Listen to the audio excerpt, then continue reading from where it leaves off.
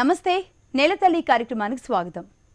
Poultry రంగం దేశ ఆర్థిక రంగంలో ముఖ్య భూమిక పోషిస్తున్న రంగం. దేశవ్యాప్తంగా వేలాది మంది రైతులు ఈ రంగంపై ఆధారపడి ఉన్నారు. గతంలో పోషకాహార లోపంతో కొట్టుమిట్టాడిన ప్రజలకు నేడు పూర్తి స్థాయిలో గుడ్డు, మాంసం రూపంలో పోషకాహారాన్ని అందించడంలో పౌల్ట్రీ రంగం పాత్ర ఎంతో ఉంది. తెలుగు రాష్ట్రాల్లో పౌల్ట్రీ రంగం మీద ఆధారపడ్డ రైతుల సంఖ్య కూడా చాలా ఎక్కువే. రోజుకు లక్షల గుడ్లు, వేల కిలోల చికెన్ ఉత్పత్తి అవుతున్నాయి. వాటిని ఉత్పత్తి చేయడానికి రైతులకు చిక్స్ అవసరం. మరి ఈ చిక్స్ ఎలా తయారవుతాయి? వాటి తయారీలో రైతులు ఎలాంటి జాగ్రత్తలు తీసుకుంటారు? ఇవాల్టి నేలతల్లిలో చూద్దాం.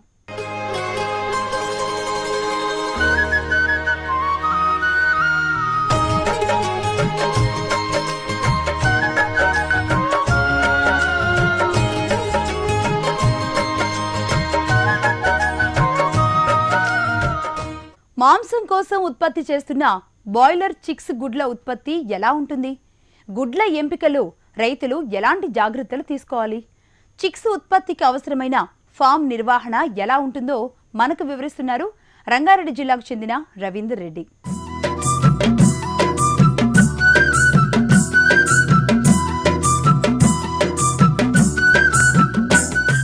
తెలుగు రాష్ట్రాల్లో పౌల్ట్రీ పరిశ్రమ దినదినాభివృద్ధి చెందుతోంది. ఎక్కువ మంది పౌల్ట్రీ రైతులు మాంసం, గుడ్లు ఉత్పత్తి చేస్తున్నా వారికి కావలసిన చిక్స్ మరొకరి దగ్గర నుంచి తీసుకురావాల్సిందే. గుడ్డు దశలో అసలు వాటికి అందే పోషకాల గురించి రైతులకు అవగాహన ఉండకపోవచ్చు. అలాంటి రైతుల కోసమే ప్రత్యేకంగా ఫామ్ను సందర్శించి చిన్న రైతుల కోసం హ్యాచరీస్లో ఉండే విధానాల గురించి వివరిస్తోంది నేలతల్లి.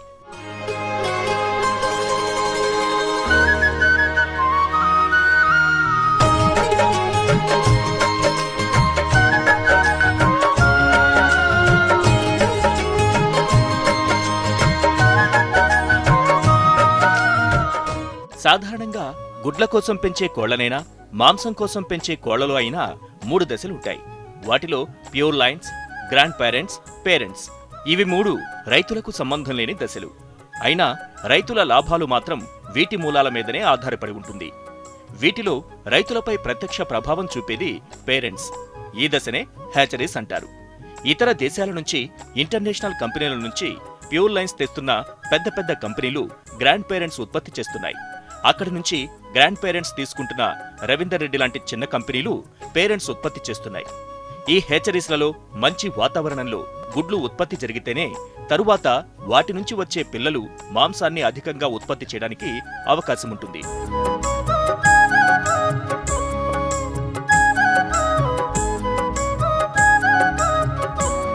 ఈ ఇండస్ట్రీలో మనము బేసిక్గా 2 రకాలని చెప్పొచ్చు. ఒకటి గుడ్లు పెట్టే కోళ్ళు, ఇంకొకటేమో మాంసపు కోసం పెంచే కోళ్ళు. సో గుడ్లు పెట్టే కోళ్ళు కానీ, మాంసపు కోళ్ళు కానీ వీటికి 3 జనరేషన్స్ ఉంటాయి సుమారుగా.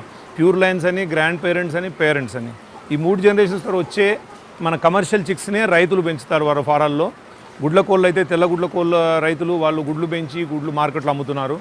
బ్రాయిలర్ రైతులు అయితేనేమో ఈ 6 వారాల వరకు బ్రాయిలర్స్ పెంచి మన మార్కెట్లో చికెన్ షాప్స్లో మనకు దొరుకుతూ ఉన్నాయి. సో ఇండస్ట్రీ గొప్పతనం ఏంటంటే మేమందరం కూడా 30 ఏళ్ళు సుమారుగా 3 దశాబ్దాలు కంప్లీట్ చేశాం కాబట్టి గర్వంగా చెప్పగలం. ఈ ఇండస్ట్రీ చాలా మహోన్నతమైంది. ఈ ఇండస్ట్రీ వల్ల రైతులకే కాకుండా మన వినియోగదారునికి కూడా మంచి నాణ్యమైన మాంసాలని, తర్వాత గుడ్లని మేము ఇవ్వగలుగుతున్నాం. ఈ రైతులు ఎక్కువ మంది మీకు ఈరోజు ఇండస్ట్రీలో చూసినట్లయితే 20 ఏళ్ళు, 30 ఏళ్ళు, 40 ఏళ్ళుగా ఈ రైతులు కోళ్ళ పెంపకాన్ని చేపట్టిన వాళ్ళే ఉన్నారు. ఇప్పుడు సుమారు మీరు ఇప్పుడు చూస్తున్నటువంటిది ఇది బ్రాయిలర్ కోళ్ళు ఇవి. సో బ్రాయిలర్ ఇంతకుముందు చెప్పినట్టుగా ప్యూర్ లైన్స్, జీపీస్ అని మాకు వెంకటేశ్వర హ్యాచరీ వాళ్ళు ప్రిన్సిపల్స్ వాళ్ళు సప్లై చేస్తూ ఉంటాము. మేము వాళ్ళకి డిస్ట్రిబ్యూటర్స్గా ఉన్నాము. సో వాళ్ళు మాకు ఏం చేస్తారంటే పేరెంట్స్ని మొదటి రోజు పిల్లల్ని మాకు సప్లై చేస్తారు. ఈ కోడి పిల్లల్ని మేము వివిధ దశల్లో పెంచుతాము. చిక్ షెడ్ అని ఉంటుంది. మొదటి 6 వారాలు పెంచే షెడ్ని చిక్ షెడ్ అంటాము. అందులో మనం మొదటి రోజు 45 నుంచి 48 గ్రాముల కోడి పిల్లలు మాకు సరఫరా అయినాక మేము ఈ కోడిపిల్లల దానా ఇచ్చి వాటిని 6 వారాల వరకు పెంచుతాము. 7వ వారం నుంచి వాటిని గ్రోయర్ షెడ్, ఈ షెడ్ మీరు చూసేది ఇప్పుడు గ్రోయర్ షెడ్లోకి మారుస్తాము. గ్రోయర్ షెడ్లో 7 నుంచి 17 వారాల వరకు పెరుగుతాయి. ఈ కోళ్ళు ఇంతకుముందు చెప్పినట్టుగా కోళ్ళ రైతులు 20 నుంచి 30 ఏళ్ళ ఎక్స్పీరియన్స్తో చాలా బాగా ఈ ఫార్మింగ్ చేస్తున్నారు. కోళ్ళ పెంపకం అనేది చాలా కష్టమైన విషయం. డెఫినెట్గా వినే వాళ్ళకి ఏమంటారంటే కోళ్ళ పెంపకం చాలా బాగుంది, చాలా లాభాలు వస్తున్నాయి అనుకుంటారు. కానీ కోళ్ళ పెంపకం అనేది చాలా డిఫికల్ట్ సబ్జెక్ట్. డెఫినెట్గా ఎంతో శ్రమతో కూడుకున్నటువంటి పని. ఈ మనకు కరెక్ట్ సరిపోయే నీళ్ళు ఉండాలి, లేబర్ ఉండాలి, తర్వాత సరిపోయే దానికి అడ్వైజ్ చేయడం డాక్టర్స్ ఉండాలి. ఇవన్నీ కాకుండా వాతావరణం మనకు అనుకూలించాలా, నీళ్ళు 24 అవర్స్ నీళ్ళ సప్లై ఉండాలా. తర్వాత కోళ్ళు ఎలా పెంచాలనేది బ్రీడ్కి సంబంధించిన వాళ్ళు వెంకటేశ్వరాచారి వాళ్ళు మనకు ఒక బుక్లెట్ ఇస్తారు. ఆ బుక్లో నిర్దేశించబడతాయి కోడి పిల్లల్ని ఎలా పెంచాలి, గ్రోయర్ని ఎలా పెంచాలి, లేయర్ని ఎలా పెంచాలని వాళ్ళు చెప్తారు. సో దాని పద్ధతిగా మేము వాటిని ఫాలో అవుతూ పెంచుతూ ఉంటాం. పేరెంట్స్ ను ముఖ్యంగా 3 దశలలో పెంచుతారు. వాటిలో ఒకరోజు పిల్ల నుంచి 6 వారాల వరకు ఒక షెడ్లో, 7 నుంచి 17 వారాల వరకు మరొక షెడ్లో, 17 నుంచి 64 వారాలు అంటే తల్లి కోళ్లు చివరి వరకు మరొక షెడ్లో, ఇలా 3 దశలుగా విభజించి పెంచుతారు. వీటిలో మొదటి షెడ్లో చిక్స్, రెండవ షెడ్లో గ్రోయర్లను, మూడో షెడ్లో లేయర్లను పెంచుతారు. కోళ్ల పెంపకం ఏ దశలో అయినా చాలా జాగ్రత్తలతో, శ్రమతో కూడుకున్న పని. అందుకే నిత్యం వీటిలో అనేక మెలకువలు పాటించాల్సి ఉంటుంది.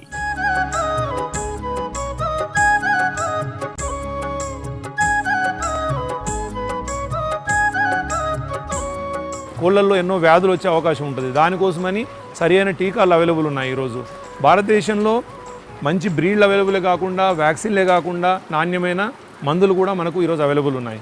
సో వీటి ప్రకారంగా మనం ఏం చేస్తున్నామంటే ఏ వారానికి ఏ వయసులో ఎలాంటి వ్యాక్సిన్లు చేయాలా కంపెనీ నిర్దేశించినట్టుగా మేము వ్యాక్సిన్లు ఇస్తూ ఉంటాం. సుమారుగా 20 వారాల ఈ బ్రాయిలర్ కోళ్ళలో 15 నుంచి 25 వరకు కూడా వ్యాక్సిన్ ఇవ్వాల్సిన అవసరం ఉంటుంది. ఈ వ్యాక్సిన్ ఇవ్వడం వల్ల లాభం ఏంటంటే రోగాలను నివారించగలుగుతాం. ఎక్కువ మటుకు 80 to 90% వ్యాధులు రాకుండా చేయాలంటే మనకు వ్యాక్సిన్లే ఉపయోగపడతాయి. ఈ వ్యాక్సిన్లే కాకుండా నాణ్యమైన దానా ఇవ్వడము, శుభ్రమైన నీళ్ళు ఇవ్వడము, తర్వాత దీనికి సమయానికి దానా ఇవ్వడము, ఈ disease prevention program correct follow అవడం వల్ల మనకు ఈ కోళ్ళు ఆరోగ్యంగా ఉంటాయి. ఈ పేరెంట్ ఫార్మ్స్ ఎంత నీట్గా పెడితే అంత మంచి నాణ్యమైన కోడిపిల్లలు రైతులకు లభిస్తాయి. అది బ్రాయిలరే అనుకోండి, లేయర్ కోళ్ళే అనుకోండి. నాణ్యమైన కోడిపిల్లలు మేము ఉత్పత్తి చేసి రైతులకు ఇవ్వడం వల్ల వాళ్ళు నాణ్యమైన బ్రాయిలర్ కోళ్ళను కానీ, మంచి నాణ్యమైన గుడ్లను కానీ ఉత్పత్తి చేయగలుగుతున్నారు. దానివల్లనే ఏమవుతుందంటే ఈరోజు భారతదేశంలో గుడ్ల ఉత్పత్తి ధర చాలా తక్కువ ధరలో మనకు గుడ్ల ఉత్పత్తి అవుతుంది. అదేవిధంగా బ్రాయిలర్ మాంసం కూడా చూసినట్లయితే చాలా తక్కువ ధరకు మనకు ఉత్పత్తి చేయగలుగుతున్నాము.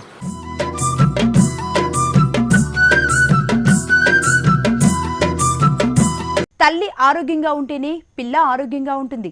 అందుకే అన్ని దశల్లోనూ ఇక్కడ ప్రత్యేక జాగ్రత్తలు తీసుకుంటారు. ఫామ్ ఎంత నీట్గా ఉంటే అభివృద్ధి అంత ఎక్కువగా ఉంటుందని అంటున్నారు రవీందర్ రెడ్డి.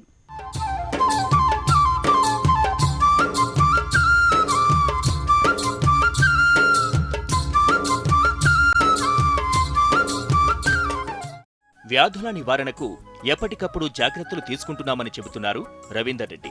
మొదటి 6 వారాలలో వ్యాధుల బారిన పడకుండా ఆర్డి, ఐబిఎం, గంభోరా లాంటి వ్యాధుల టీకాలను ముందు జాగ్రత్తగానే వేసుకోవాల్సి ఉంటుందని వివరిస్తున్నారు. వీటికిచ్చే దానాను కొలత ప్రకారం ఇస్తారు. ప్రతి వారం ఫామ్లో ఉన్న అన్ని కోళ్లను ఒక్కోటి బరువు చూసుకుని ఎక్కువ బరువు పెరగకుండా దానా అందిస్తారు. ఇలా మరొక షెడ్డులోకి మార్చేటప్పుడు బరువుల వారీగా విడదీసి వేస్తారు. తరువాత దశలో వాటికి బరువును బట్టి దానా అందిస్తారు. ఇలా గుడ్డు దశకు వచ్చే వరకు అన్నింటినీ ఒకే బరువు ఉండేలా చేస్తారు.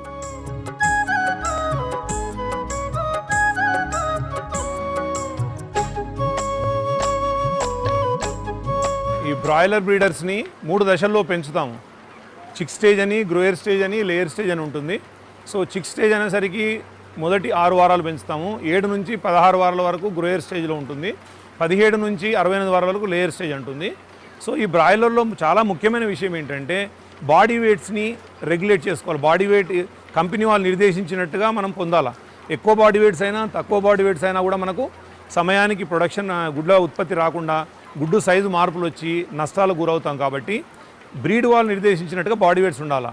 మొదటి రోజు మనకు వచ్చినప్పుడే వాటి కోళ్ళ బరువు చూసుకుంటాము. ప్రతి వారం కూడా వాటి బరువు చూస్తూ, తర్వాత ఈ బాడీ వెయిట్స్ పెరగకుండా ఉండాలంటే మనకు తెలిసిన నోన్ క్వాంటిటీ ఫీడ్ వేయాలి. జోకి ఏమంటాం దాన్ని కొలిసి కులమానం ప్రకారంగా దానా వేస్తూ ఉంటాం. సో దీనివల్ల వేసిన ప్రకారంగా దానా బరువు వస్తుందా లేదా చూడాలంటే ప్రతి వారం కూడా ఈ కోళ్ళని బరువు తీస్తూ ఉండాలి. 6వ వారానికి, తర్వాత 12వ వారము, తర్వాత 16వ వారం, లేకపోతే 6వ వారం, 10వ వారం, 16వ వారం 3 సార్లు కోళ్ళని గ్రేడింగ్ చేస్తాం. ఎందుకు గ్రేడింగ్ చేస్తామంటే మనం అనుకున్నట్టుగా బరువు రావడానికని మనము కొలిసి దానా వేస్తున్నాము. ఈ దానా వేసినప్పటికీ ఒక కోడి పోటీ పడి తినొచ్చు, ఒక కోడి వెనకబడి కొద్ది తక్కువగా తినొచ్చు, కాబట్టి బరువు తక్కువ వస్తుంది. సో ఈ సోషల్ ఆర్డర్ ఏదైతే ఉంటుందో ఒక వీక్ కోడి వెనకబడిపోతుంది, కాబట్టి అది ఇబ్బంది పడకుండా మళ్ళీ 6 వారాలప్పుడు గ్రేడింగ్ చేసినప్పుడు వీక్ కోళ్ళని ఒక పక్కన వేస్తాము, మామూలు బరువుని ఒక పక్క వేస్తాము, బాగా పెద్దగా ఒకవైపు వేయడం వల్ల ఈ సోషల్ ఆర్డరు, ఈ కాంపిటీషన్ తగ్గి అన్ని కోళ్ళు కూడా ఒకే బరువు వచ్చే అవకాశం ఉంటుంది. ఇది ఒకటి బాడీ వెయిట్ మానిటరింగ్ గురించి. ఇంకొకటి చెప్పాలంటే ఈ రోగ నివారణ శక్తి ఎలా పెంచుతాం. కోళ్ళకు ఆరోగ్యమైన దానా ఇవ్వడము, నాణ్యమైన నీళ్ళు ఇవ్వడమే కాకుండా వీటికి సమయానికి టీకాలు ఇవ్వడం వల్ల ఎక్కువ 80% ఆఫ్ ది డిసీజెస్ని మనము కంట్రోల్ చేయొచ్చు. ఉదాహరణకి ఆర్డీ ఉంది, ఐబీ ఉంది, గంబోరో ఉంది. ఇవన్నీ వ్యాధులకు నివారణ వ్యాక్సిన్ మాత్రమే. ఒకసారి వ్యాధి వచ్చినాక కోళ్ళల్లో ట్రీట్మెంట్ చేయడం చాలా కష్టం. సో కోళ్ళలో మేము పాటించే పద్ధతి ఏంటంటే ప్రివెన్షన్ ప్రోగ్రామ్, రోగ నివారణ ముఖ్యం రోగాన్ని ట్రీట్మెంట్ చేసే కంటే. సో దానికోసం మనం ఏం చేస్తామంటే మొదటి రోజు నుంచి 20 వారాల వరకు వివిధ వ్యాక్సిన్లు చేస్తూ ఉంటాం. ఉదాహరణకి మొదటి 6 వారాల్లో చెప్పాలంటే కొక్కెర తెగులు ఆర్డీకి సంబంధించిన వ్యాక్సిన్లు, గంబోరోకు సంబంధించిన వ్యాక్సిన్లు, ఐబీకి సంబంధించినవి, తర్వాత సిఆర్డీకి సంబంధించిన వ్యాక్సిన్లు చేస్తూ ఉంటాం. ఈ 6వ వారం గ్రేడింగ్ అయినాక మళ్ళీ గ్రోయర్ షెడ్లోకి షిఫ్ట్ చేయడం ఉంటుంది. మొదటి గ్రేడు, 2వ గ్రేడ్ ఒక షెడ్లోకి మారుస్తాము. 3rd గ్రేడ్ ఉందనుకోండి, 3rd అండ్ 4th గ్రేడ్ ఇంకో షెడ్లోకి మారుస్తాం. దీనివల్ల ఏమవుతుందంటే ఒకే షెడ్లో ఒకే బరువు కోళ్ళు ఉంటాయి కాబట్టి మనకు దానా వేయడం ఈజీగా ఉంటుంది. ఒక షెడ్లో 4 గ్రేడ్లు ఉన్నాయనుకోండి, 4 రకాల దానా ఇవ్వాలా, ఎక్కువలు తక్కువలు 4 రకాలుగా బరువు చూసేయాలంటే కొద్దిగా తప్పులు జరిగే అవకాశం ఉంటుంది. కాబట్టి ఒక షెడ్లో 2 గ్రేడ్లు, ఇంకో షెడ్లో 2 గ్రేడ్లు పెట్టడానికి ప్రయత్నం చేస్తాం. ఈ విధంగా చేయడం వల్ల బాడీ వెయిట్ యూనిఫామ్గా వస్తుంది. ఫ్లాక్ ఎట్లయితే బాడీ వెయిట్ యూనిఫామ్గా ఉంటుందో అలాంటి కోళ్ళు సమయానికి ప్రొడక్షన్లోకి వస్తాయి. సమయానికి ప్రొడక్షన్ రావడం వల్ల మనం లైటింగ్ ప్రోగ్రామ్ కరెక్ట్ చేసుకోవచ్చు, తర్వాత ఇన్సిమినేషన్ ప్రోగ్రామ్ కరెక్ట్ చేసుకోవచ్చు. ఇవన్నీ లాభాలు ఉంటాయి. ఈ తల్లికోళ్ల పెంపకంలో మరో దశ 17 నుంచి మిగిలిన వారాల వరకు 15 నుంచి 20 రకాల వ్యాక్సిన్లు వాడతారు. వీటిలో ముఖ్యంగా వాటి ముక్కు కత్తిరింపుల వలన దానాను ఎక్కువ తీసుకునే విధంగా చేస్తారు. ఇలా పెంచిన తల్లికోళ్లు 22 నుంచి 24 వారాల మధ్యలో గుడ్లు పెట్టడం మొదలు పెడతాయి. ఇలా ఇవి 64 నుంచి 68 వారాల వరకు ఒక్కో కోడి 200 వరకు గుడ్లు పెడతాయి. వీటిలో 180 వరకు హ్యాచరీస్కి అనుకూలంగా ఉంటాయి.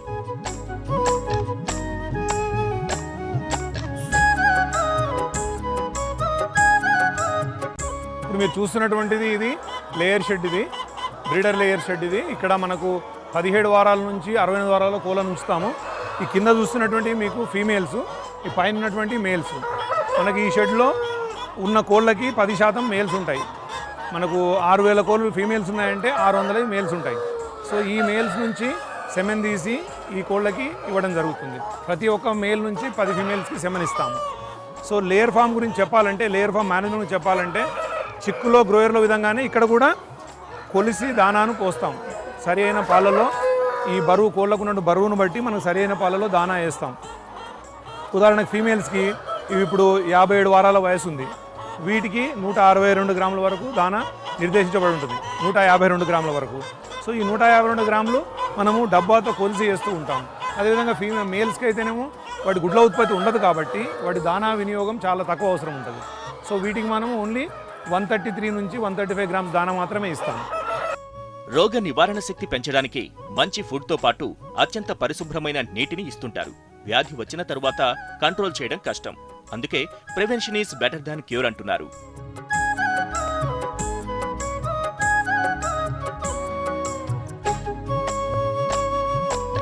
దానా ఇచ్చే సమయాలు కూడా చాలా ముఖ్యం.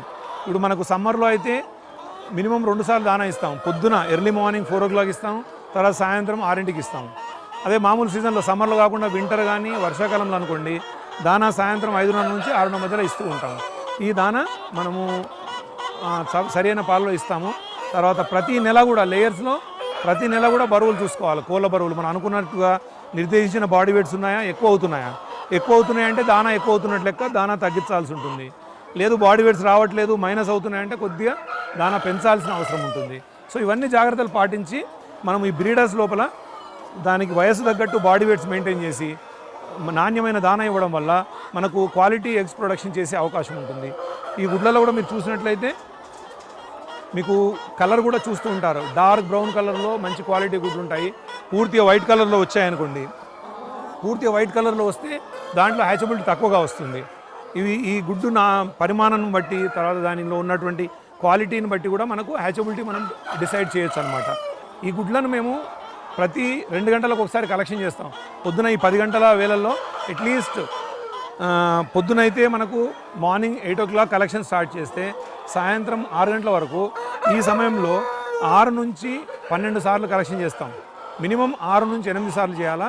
సమ్మర్లో అయితే 10 నుంచి 12 సార్లు చేస్తాం. సో ఈ విధంగా ఫ్రీక్వెంట్గా మన గుడ్లు కలెక్ట్ చేయడం వల్ల ఏమవుతుందంటే ఈ గుడ్డు లోపల ఉన్నటువంటి ఎంబ్రియో ఏదైతే ఉందో అది చనిపోకుండా ఉంటుంది, ఆరోగ్యంగా ఉంటుంది. గుడ్డు పెట్టిన 1 నుంచి 2 గంటల్లో అది ఏసీ రూమ్కి వెళ్ళిపోవాలి. ఏసీ రూమ్లో ఎందుకు పెడతామంటే ఆ ఎంబ్రియోని ఫ్రీజ్ చేస్తాము. మనము వీటిని ఇంక్యుబేషన్కి అంటే హ్యాచింగ్ మిషన్లో పెట్టేంత వరకు అది కోల్డ్ రూమ్లోనే ఉండడం వల్ల ఎంబ్రియో ఫ్రీజ్ అయి ఉంటుంది. హ్యాచరీలో పెట్టినప్పుడు మళ్ళీ ఎంబ్రియో గ్రో అవ్వడం స్టార్ట్ అవుతుంది. దానివల్ల మనకు హ్యాచబిలిటీస్ 80 నుంచి 92 వరకు కూడా ఏజ్ని బట్టి మంచి హ్యాచబిలిటీస్ వచ్చే అవకాశం ఉంటుంది.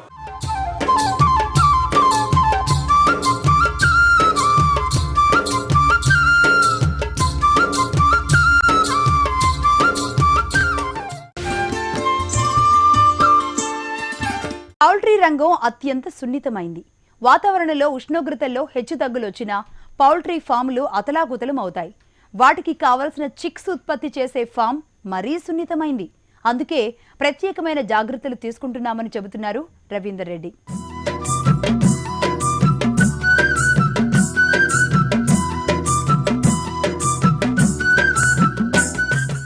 గుడ్డు పెట్టే సమయంలో సరైన యాజమాన్య పద్ధతులు పాటిస్తేనే వీటి నుంచి ఉత్పత్తయ్యే పిల్లల్ని పెంచే పౌల్ట్రీ రైతులకు లాభాలుంటాయి. ఈ ఫామ్లోనే మగ కోళ్లను కూడా పెంచి వాటి నుంచి తీసిన సెమెన్ను ఆడపక్షులకు ఉపయోగిస్తారు. ప్రతి 10 కోళ్లకు ఒక మగ పక్షి నుంచి తీసిన సెమెన్ను వాడతారు.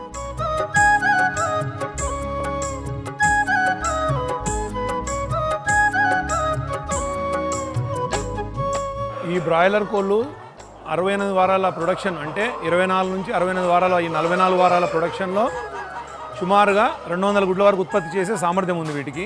అదేవిధంగా మనకు యాక్చువల్గా హ్యాచింగ్ పనికి వచ్చే గుడ్లు చూసినట్లయితే 188 వరకు హ్యాచింగ్ గుడ్లు వచ్చే అవకాశం ఉంది. ఇది వాటి సామర్థ్యం అయితే మన మేనేజ్మెంట్ బట్టి సీజన్ బట్టి మనము అట్లీస్ట్ ఎంత లేదన్నా కూడా 180 నుంచి 190 గుడ్ల వరకు ఉత్పత్తి సాధించవచ్చు. అందులో మళ్ళీ హ్యాచింగ్ పనికి వచ్చే గుడ్ల గురించి చెప్పాలంటే 160 నుంచి 188 వరకు మన ఫామ్ సామర్థ్యాన్ని బట్టి యావరేజ్గా 170-172 హ్యాచింగ్ ఎగ్స్ వచ్చే అవకాశం ఉంది రైతుకి. సో దీనివల్ల ఏంటంటే ఈ గుడ్లని ఇక్కడ మనము పొదిగించుకొని చిక్స్ అమ్మొచ్చు, లేకపోతే ఈ గుడ్లని నార్త్ ఇండియా కానీ నార్త్ ఈస్ట్ స్టేట్స్ కానీ పంపి మనము మనీ చేసుకోవచ్చు. సో ఈ 2 రకాలుగా ఉంది, చిక్స్ అమ్మడం కానీ గుడ్లు అమ్మడం కానీ. గుడ్లు పెట్టే సమయంలో చుట్టూ ఉండే వెలుతురు కూడా సక్రమంగా అందే విధంగా చూడాలి. గుడ్లను ప్రతి 2 గంటల సమయానికి ఒకసారి తీసి కోల్డ్ స్టోరేజీలోకి భద్రపరుస్తారు.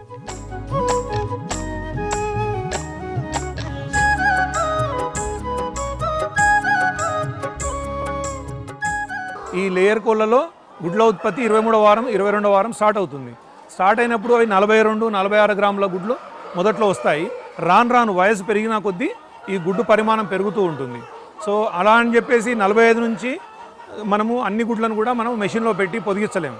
సో వాటికి మినిమం తక్కువ 50 గ్రాముల బరువు ఉంటేనే వాటి ద్వారా వచ్చే కోడి పిల్లలు నాణ్యమైనవిగా ఉంటాయి.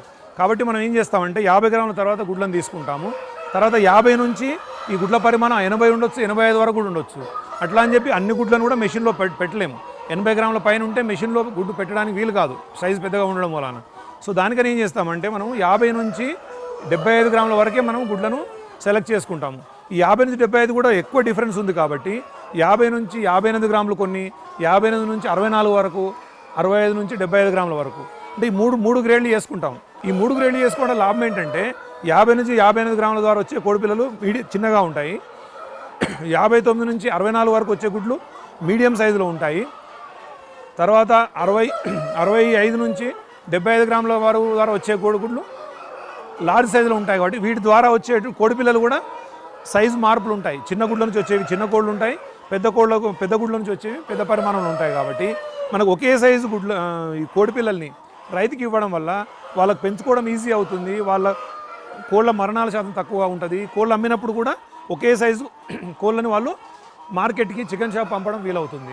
ఇలా అన్ని దశలలో తగిన జాగ్రత్తలు తీసుకుని వాటి నుంచి వచ్చిన పిల్లల్ని పెంచినప్పుడే పౌల్ట్రీ రైతులు లాభాల బాటలో నడుస్తారు. ఈ గుడ్లను ఇతర ప్రాంతాలకు తరలించేటప్పుడు కూడా కోల్డ్ స్టోరేజ్లో చాలా సున్నిత పరిస్థితుల మధ్య ఉంచి తరలిస్తారు.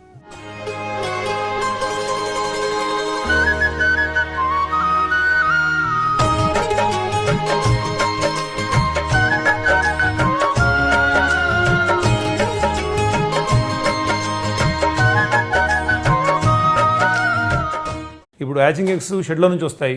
షెడ్లో నుంచి ఇంతకుముందు చెప్పినట్టుగా గంట కంటే ప్రతి గంటకు ఒకసారి కలెక్షన్ చేసుకొని తీసుకొస్తాం.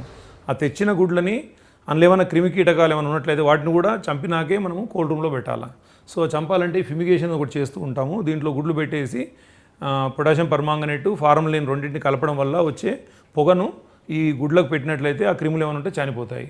ఆ ఫిమిగేషన్ అయినా 15 నుంచి 20 నిమిషాలు ఫిమిగేషన్ చేసినాక ఈ గుడ్లను తీసుకెళ్ళి కోల్డ్ రూమ్లో పెడతాము. కోల్డ్ రూమ్లో పెట్టింది మనము 15 నుంచి 18 డిగ్రీల వరకు టెంపరేచర్ మెయింటైన్ చేస్తాము. తర్వాత ఇంకో చాలా ముఖ్యమైన విషయం ఏంటంటే ఈ కోళ్ళు ఆరోగ్యంగా ఉండాలంటే, ఒక కోడి నుంచి ఇన్ఫెక్షన్లు ఏమైనా ఉంటే ఇంకో కోడికి పాకొద్దంటే మనము కోళ్ళకి ఈ ఆర్టిఫిషియల్ ఇన్సెమినేషన్ చేస్తూ ఉంటాము. ఇన్సెమినేషను టిప్స్ వాడి మనము సెమెన్ ఇస్తూ ఉంటాం ఫీమేల్స్కి. మేల్స్ నుంచి కలెక్ట్ చేసిన సెమెన్ని ఈ టిప్స్ ద్వారా ఫీమేల్కి ఇంజెక్ట్ చేస్తాము. సో ప్రతి బర్డ్కి ఒక సపరేట్ టిప్ వాడడం వల్ల ఒక కోడి ఏమన్నా అనారోగ్యంగా ఉంటే ఇంకో కోడికి ఆ వ్యాధి సోకదనమాట. సో దానికోసమని ఈ టిప్స్ ఒకరోజు వాడిన టిప్స్ను ప్రాపర్గా వాష్ చేసి డిస్ఇన్ఫెక్ట్ చేసినాక ఈ ఆటోక్లేవ్లో మళ్ళీ స్టెరిలైజ్ చేస్తాం. మీరు హాస్పిటల్లో కూడా చూసుంటారు, ఇట్లాంటి ఆటోక్లేవ్లో ఈ టిప్స్ పెట్టి స్టెరిలైజ్ చేయడం వల్ల టోటల్గా ఇన్ఫెక్షన్ లేకుండా ఈ టిప్స్ తయారవుతాయి. తర్వాత ఈ ఆటోక్లేవింగ్లో కొంత మాయిశ్చర్ స్టీమ్ ఉండిపోతుంది కాబట్టి ఈ తేమ ఉన్నట్లయితే అగైన్ మళ్ళీ అక్కడ ఇన్సెమినేషన్లో స్పర్మ్స్ చనిపోతాయి. నీటితో కలిసినప్పుడు స్పర్మ్స్ చనిపోతాయి కాబట్టి నీరేమాత్రం లేకుండా చేయడానికని ఈ హాట్ ఎయిర్ ఓవెన్లో ఈ టిప్స్ పెట్టేసేసి డ్రై చేస్తాం. ఈ డ్రై చేసిన తర్వాతనే ఈ టిప్స్ని షెడ్లలోకి పంపిస్తాము. అట్లాంటి డ్రై అయినటువంటి స్టెరిలైజ్ అయినటువంటి ఈ టిప్స్నే మనము ఇన్సెమినేషన్ వాడాల్సిన అవసరం చాలా ఉంది. ఇక్కడి రైతుల కృషి, పరిశోధన ఫలాల ద్వారా స్థానిక వినియోగదారులకు ఇతర దేశాల్లో కంటే తక్కువ ధరకు గుడ్లు అందుబాటులోకి వచ్చాయి. ఇతర దేశాలతో పోలిస్తే మన చికెన్ ధర అత్యంత తక్కువని చెప్పాలి. పరిస్థితులు ఏవైనా పెట్టుబడు ఖర్చులు పెరుగుతున్న కారణంగా గుడ్డు, చికెన్ ధరను కొంతమేర పెంచాల్సి వస్తోందని రవీందర్ రెడ్డి లాంటి పరిశోధకులు చెబుతున్నారు.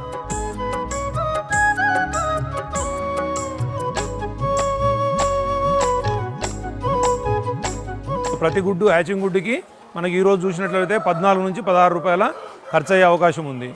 సో ఇయర్ యావరేజ్ చూసినట్లయితే గత 3 ఏళ్ళుగా చూస్తే ఈ ధర కూడా మనకు సుమారుగా 14-14.5 వస్తుంది కాబట్టి కొంత లాభాలు అయితే రైతులకు వస్తున్నాయి.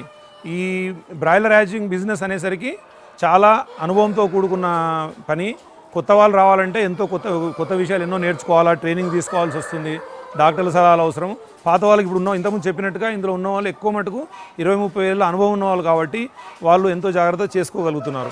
కొత్త వాళ్ళు రావాలంటే డెఫినెట్గా కొంత ట్రైనింగ్ అవసరము, వాళ్ళు ఇండస్ట్రీ గురించి తెలుసుకోవాల్సిన అవసరం ఉంది, ఇందులో ఉన్నటువంటి ఒడిదుడుకులు తెలుసుకోవాల్సిన అవసరం ఉంది, వాతావరణ మార్పులను బట్టి ఎలా ప్రొడక్షన్ మారుతుంది, తర్వాత దానా ధరలు ఎలా మారుతుంటాయి, ఇవన్నీ కూడా వాళ్ళు చూసుకొని బేరీ చేసుకొని ఈ బిజినెస్లోకి రావాల్సిన అవసరం ఉంది.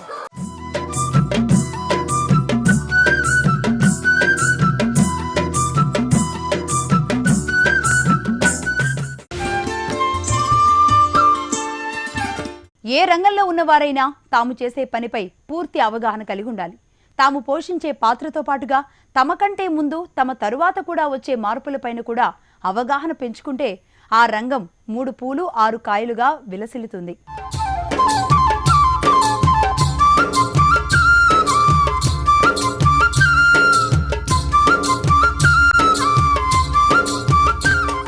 ఇది ఇవాళ నెలతల్లి కార్యక్రమం. నమస్తే.